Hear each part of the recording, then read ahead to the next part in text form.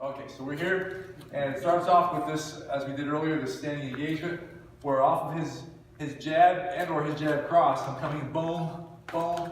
I come in with an elbow off of that. I'm just engaging, whether I hit with it or not. What I'm really looking for is this outside line where my left arm can catch his head and neck to throw a knee. Even if that doesn't land, the main thing is I'm expecting him to throw his right hand. All right? So I'm holding on to him, and he throws his right hand. I'm just going to sink level and come under it. I'm just using that as my way to get at medium or close boxing range and drawing his counterpunch to get under it to lock onto the torso. All right? And so here we are. And now my head is digging under his chin, and I'm going to hip into him and lift, and then tilt to the left and take him down. Let's turn it a little bit. And here we're playing the game of side control maintenance and then hitting opportunities. So he's doing several things to get out. When I first took him down, he's moving, creating space, moving his hips. And I'm going to clear this knee with my left hand to either put my knee there or drop my hip in and face his head. Settle it a little bit and then start hitting again. Boom. And then he gets to where he's moving and turning on his side, not breaking the knee, but turning in the beginning and trying to get up. And so what I'm going to do is from here, I'm just going to whip around and then pull on the far elbow, and then go back to hitting again because I bought myself a few seconds until he can start to work and escape again. So we're looking at attempting the elbow escapes, shutting that down, and we're looking at go behinds. All right? But then what happens is the next stage of this is where he successfully turns under, and he gets his goal for a single, and I've got my WHIZZER in place. And when I've got I'm nice and high up on my WHIZZER, like this, and I'm drawing his arm up. He might be even going around my torso. All right, like that. So what I'm going to do is I'm going to step up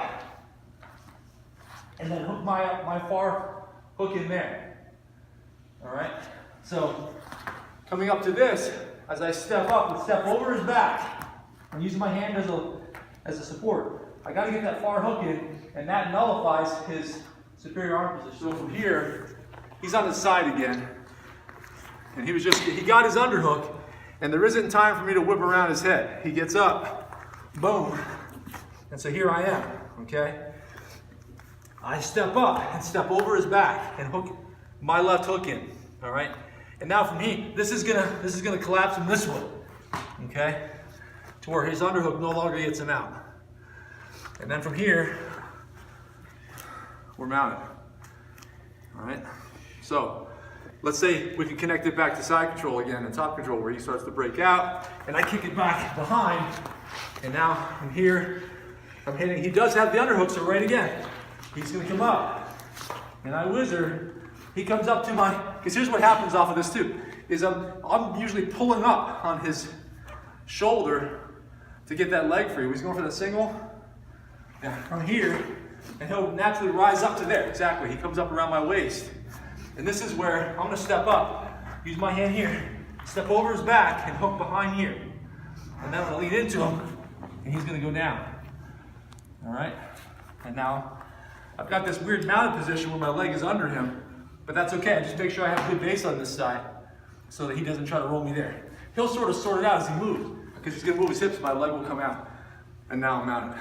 Okay, so it's WHIZZER, step up and over, hook on the far side. And that, like I said, nullifies his superior arm position, his seatbelt tie, or whatever he's got with that underhook. Okay. And we're doing the same top control maintenance for side control, which is knee coming in, I'm blocking it out, sealing against the hip. Notice how he used the opportunity to get his underhook actually, so this connects directly to the go behind initially. Boom.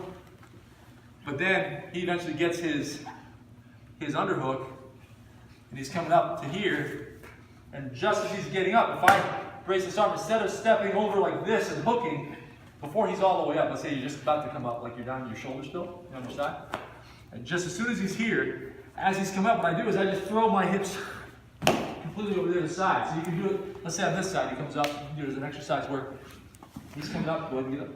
And right from here, I throw my right leg, and then my left leg, and I land on the far side with side control. And interestingly, you can do it as a side-to-side exercise where he just gets the other underhook and comes up, and I throw my legs and hips over. And if you want to, you can become more and more acrobatic with it, do almost like a cartwheel, throwing your legs high. And it just puts more impetus, more weight and force behind that. Because his own underhook, as he comes up, ends up turning into his back again. Because he's encircling your hip, and your hip and legs are throwing over his back behind him to the other side, and he lands on his back.